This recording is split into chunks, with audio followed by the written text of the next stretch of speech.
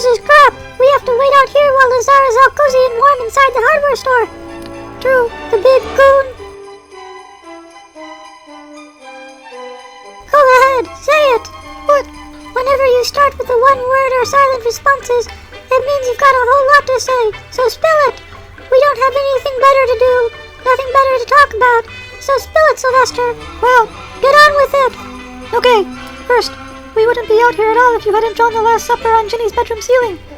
With a laundry marker, no less. She said she wanted something religious for Christmas.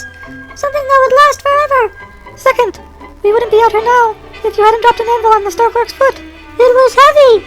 How did I know he was standing right beside me? He snuck up out of nowhere. When I heard his voice, I got a shock. So did the store clerk. All 5 toes broken. The ankle too. He'll be in the hospital for 3 days at least. Serves him right for sneaking up on me. It's always someone else's fault, isn't it? Huh? What are you going on about now? You know sometimes you're just as bad as Lazar. Well, you never take responsibility for anything, Nipsy. Whenever you get caught doing something you shouldn't be, you always blame it on something else, or on circumstance. Huh? It's never your fault. Well, it isn't. What about the time you played shuttle with Mama Bear's new car? What about it? It looked like one of the shuttlecrafts they used on Star Trek. In order to reach warp speed, you threw a match into the gas tank. You're lucky you weren't launched into warp speed yourself, blasted into a direct meeting with the almighty Warp 9. If gas tanks are so dangerous, then someone should put a lock on them. How was I to know there would be an explosion like that? I just thought there'd be a small fire or something. That wasn't the only thing that caught fire. So did Mrs. Bear's temper. I never saw her so angry. Her brand new car caught up in flames. You're just lucky she hadn't filled the gas tank with gas yet. The salesman was a cheapskate and basically had it on empty. It was his fault. He should have locked the gas tank up. Again, the fault lay elsewhere. Not with you. That sounds familiar. Who is that? Just some bum. Get out of here, will you? This is a private conversation. Nipsy, please. It's Christmas time.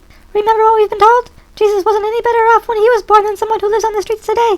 Joseph and Mary sought refuge in a barn. Jesus was born there. He laid in a manger when the 3 wise men came to see him. How can you be so judgmental? Now, above all days. It's all right. Youth and high spirits. With time comes change.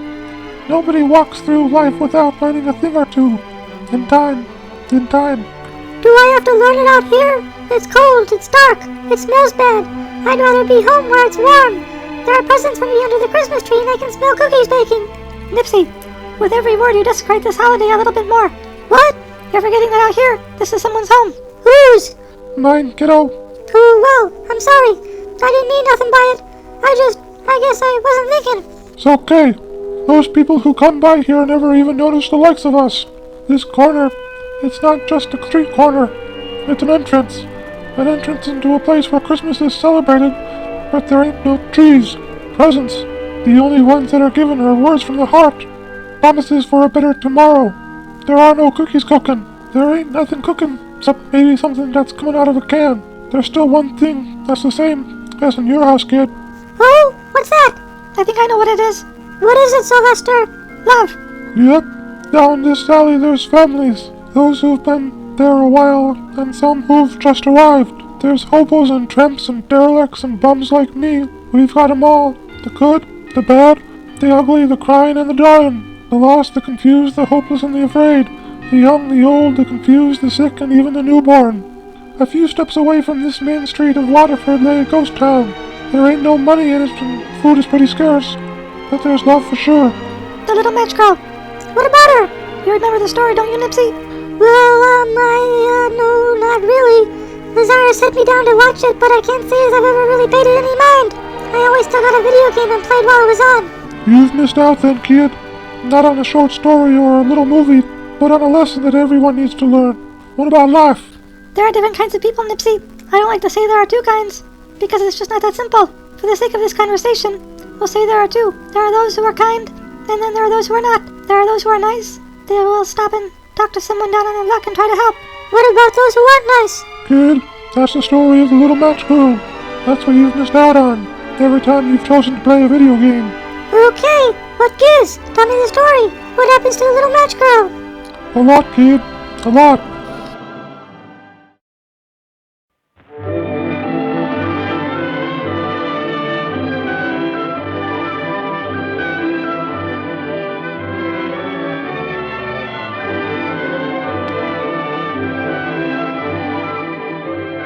Once upon a time, in a far-off country, there lived a little orphan girl who sold matches.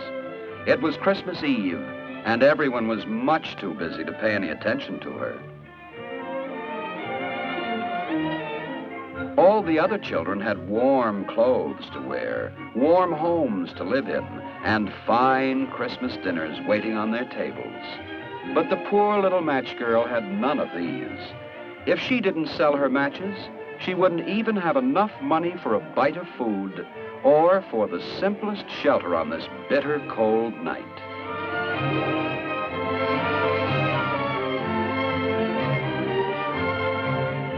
Inside the big houses, there were Christmas stockings just waiting to be filled by Santa Claus. But what would Santa have for a poor little match girl? For her, a Christmas present was only something to dream about. If only she could get warm, that would be enough of a gift. She lit one of her precious matches. It gave off a pleasant warmth. But somehow, the light seemed strange. Was she just imagining? Or was it really? Yes, it really was Santa Claus.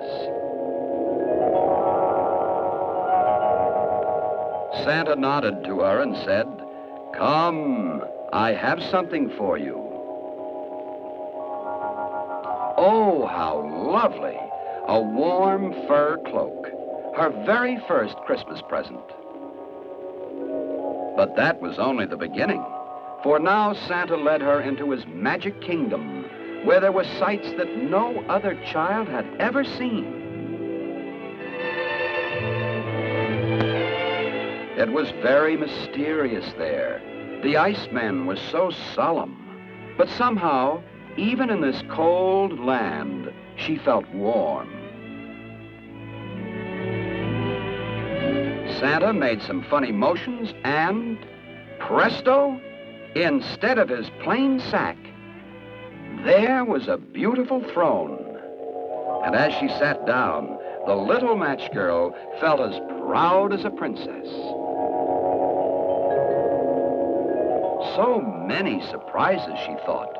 I wonder what's going to happen next. Just then, Santa started banging on his little kettle. "Let's have some entertainment," he cried.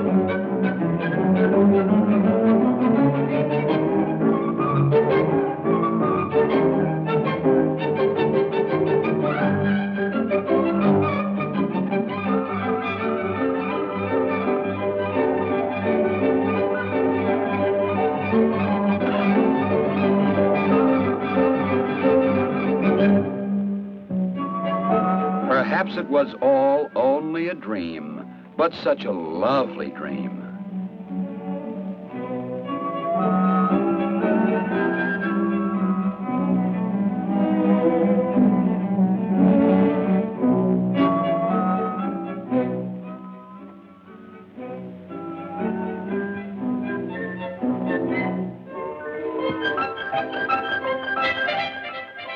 Now that the dance was over, a very strange thing happened.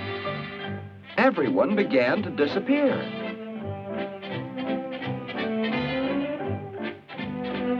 It was most peculiar.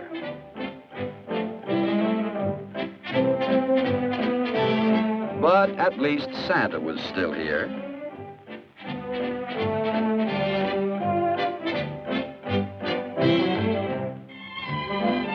Then the cloak slipped from her shoulders. Although the little match girl didn't realize it, her match had gone out. All that remained now was the cold snow and the memory of Santa and her first Christmas present. Quickly, she lit another match. Perhaps she would see something wonderful again.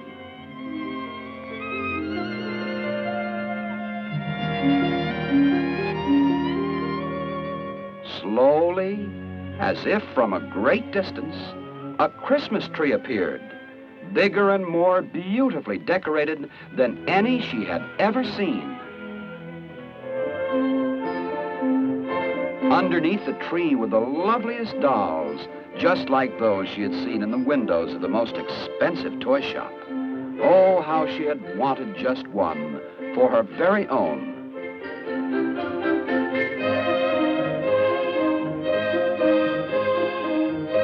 When she looked up at the tree again, a lady appeared. A lady who looked like her lost mother. Was it really she, so gentle, so radiant? Truly, her match must be magic, for now it made the candles sparkle, and beneath its glittering light, lo and behold, the toys came to life.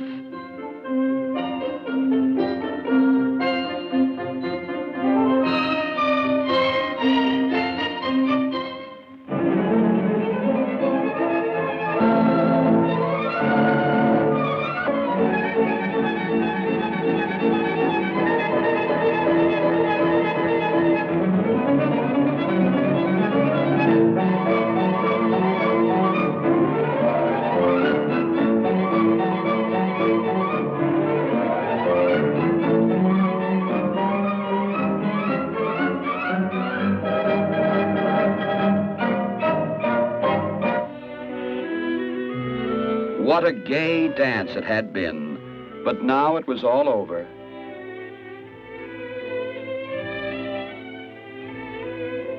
Slowly, the dolls and the beautiful lady began to fade away. Again, all that remained of a dream was a burned-out match. Please come back, she cried. Please don't vanish like Santa Claus in the beautiful Christmas tree.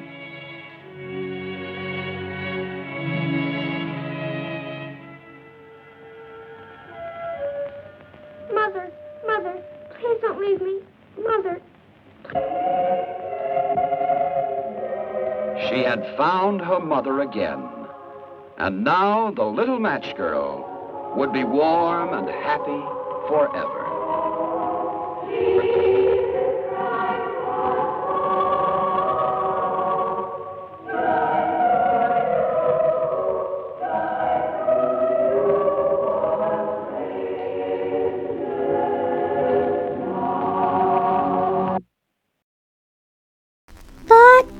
But what, Nipsy?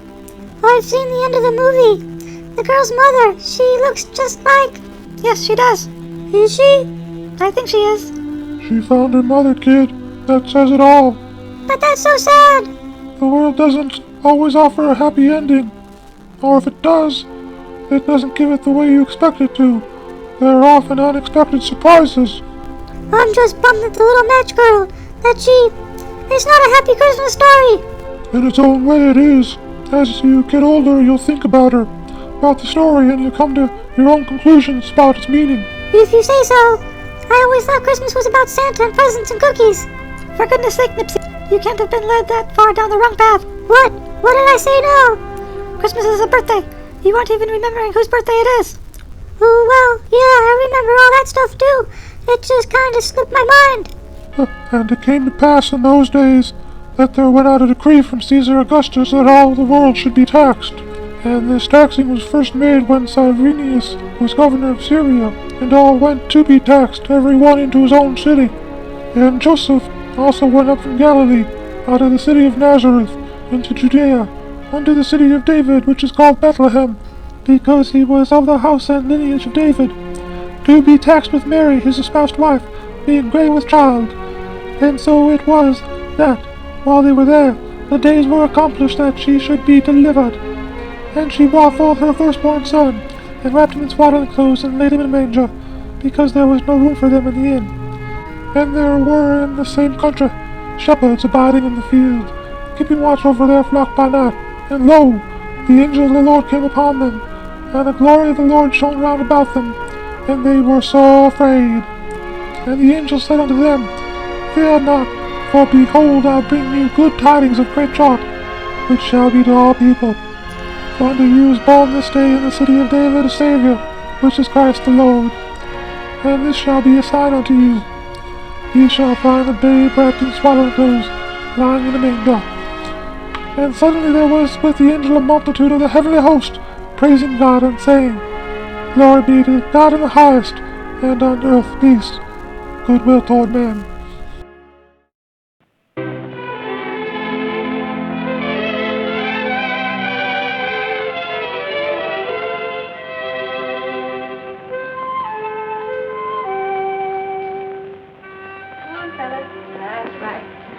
We say prayers real nicely, no playing, huh?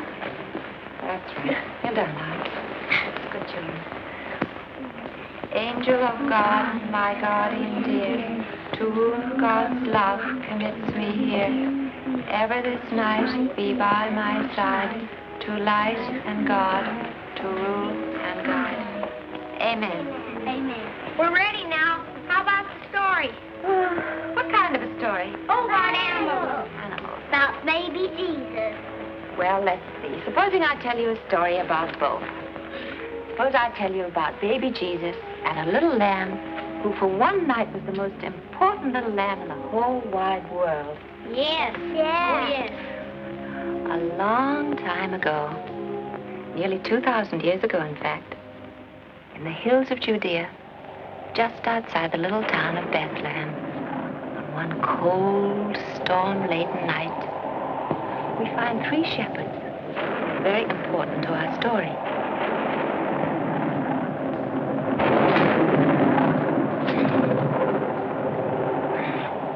The sheep have devils in them tonight. A dozen times has the storm scattered them. They're all safe now, Lazar? All except one lamb. Well, aren't you going to look for him? I have looked for him. Looked for him till I'm worn out. That one lamb has run away more times than all the others put together. Then I will go. I will help you. Then you're both fools. He's frightened, Uncle Asa, and miserable. He may be hurt. I can't leave him like that. We'll be back as soon as we find him. Come, my son.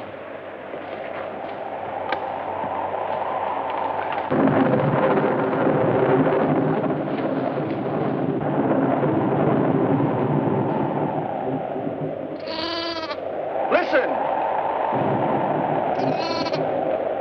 There he is. Help me, Father.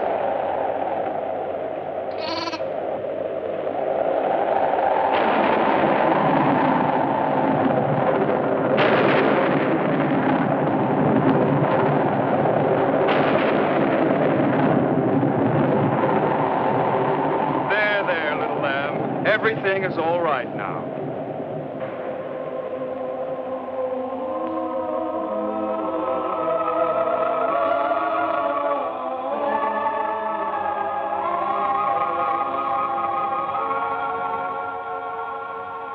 Be not afraid, good shepherds.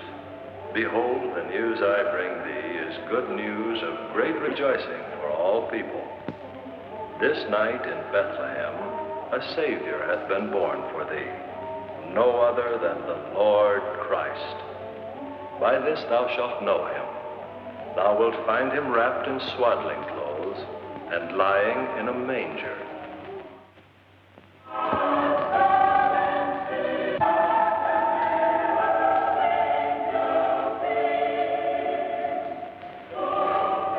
What is it? What does it mean?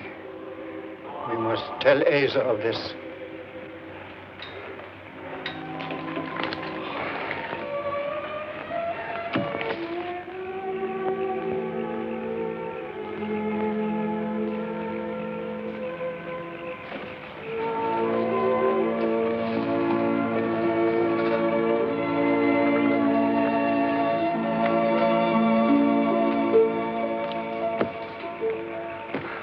Uncle Asa, an angel appeared to us, and he said, Christ the King is born. What? The storm must have addled thy brain. Hearest thou this drivel thy son uttereth? But Asa, what the boy saith is true. I too saw the angel and heard him speak. You can see what good it did to search for that lamb. Already he's running away again. I'll take care of him, Uncle Asa. Thou needst have no concern. We must look for the Christ child. And we shall find him lying in a manger. That must mean that he's in a stable. And why should a king be born in a stable? Answer me that. Perhaps we shall know that when we find him. Wilt thou come with us, Asa? Yea, I will go with thee. Wait! Wilt thou take the lamb? I'll be responsible for him, Uncle Asa. What new madness is this? Put that lamb down and leave him. Let the boy alone, Asa. What harm can it do?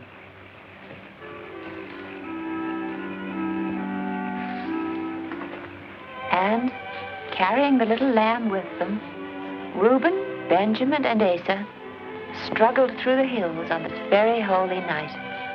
Hours later, they approached the little town of Bethlehem. Cold, crowded, wonderful Bethlehem lying before them in the night.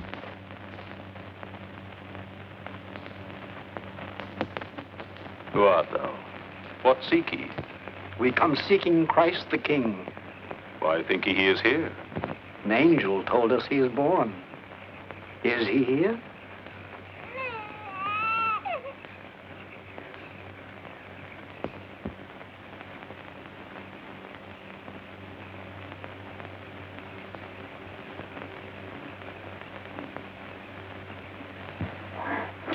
My name is Joseph, and this is Mary, my wife.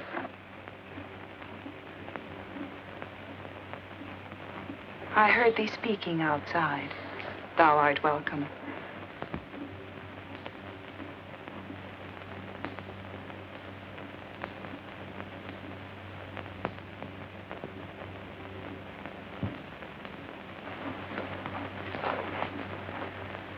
My Lord and my God.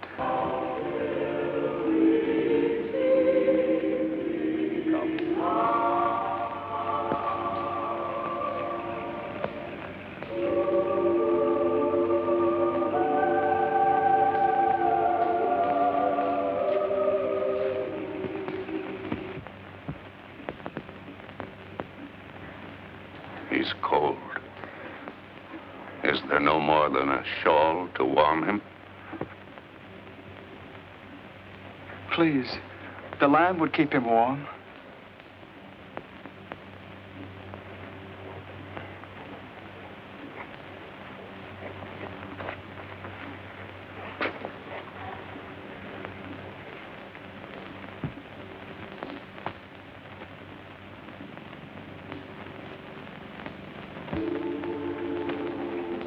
The lamb, for which I had no care, is of the greatest importance.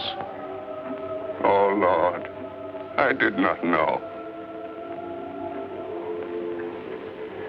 Forgive me.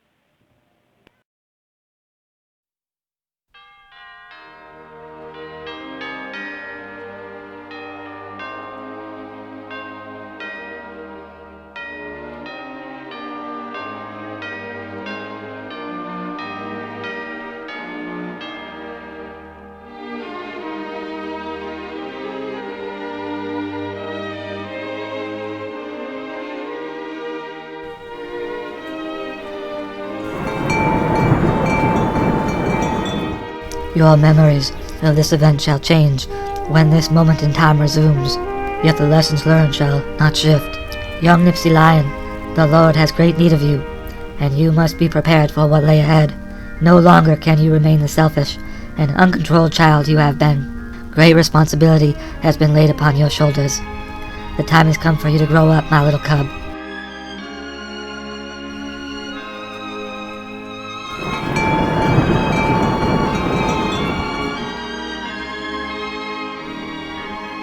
Just as Sylvester has his, so you have yours. May it guide you on your journey. What? What happened? Where'd he go? Something has changed. What? Yeah, it has, hasn't it? Hey, where did this come from?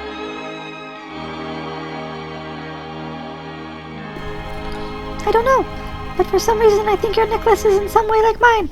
Don't ask me how I know, I just feel it. Where did it come from, though? Where's that bum? Hi guys, our order is in. It's too large to carry, so the store is going to deliver it. Everything okay out here?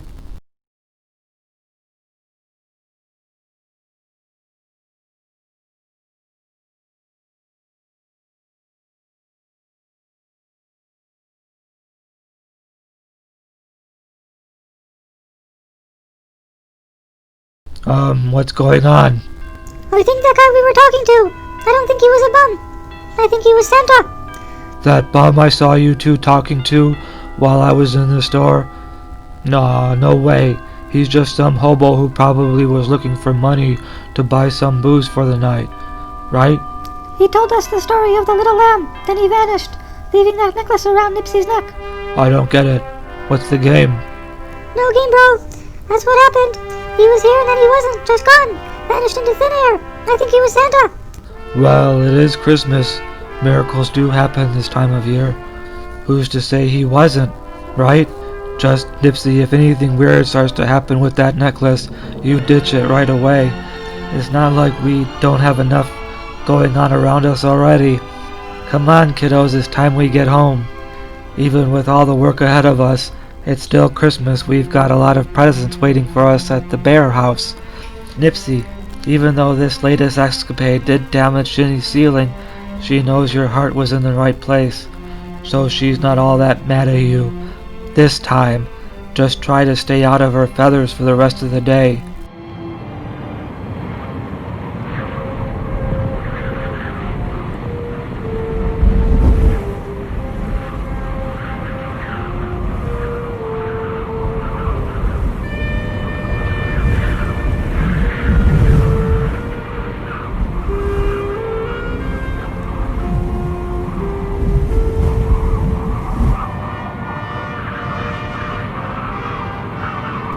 Okay, Lazar.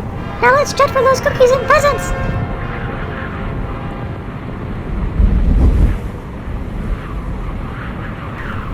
Everything okay, Sylvester? I don't know. I thought I sensed something. Felt something. A chill. It was only for a second. It was familiar somehow. Did you see anything? No, not a thing. Come on, kid, let's get out of here before one of us does see something. What do you think we'd see, Lazar? I don't know, and I don't want to find out.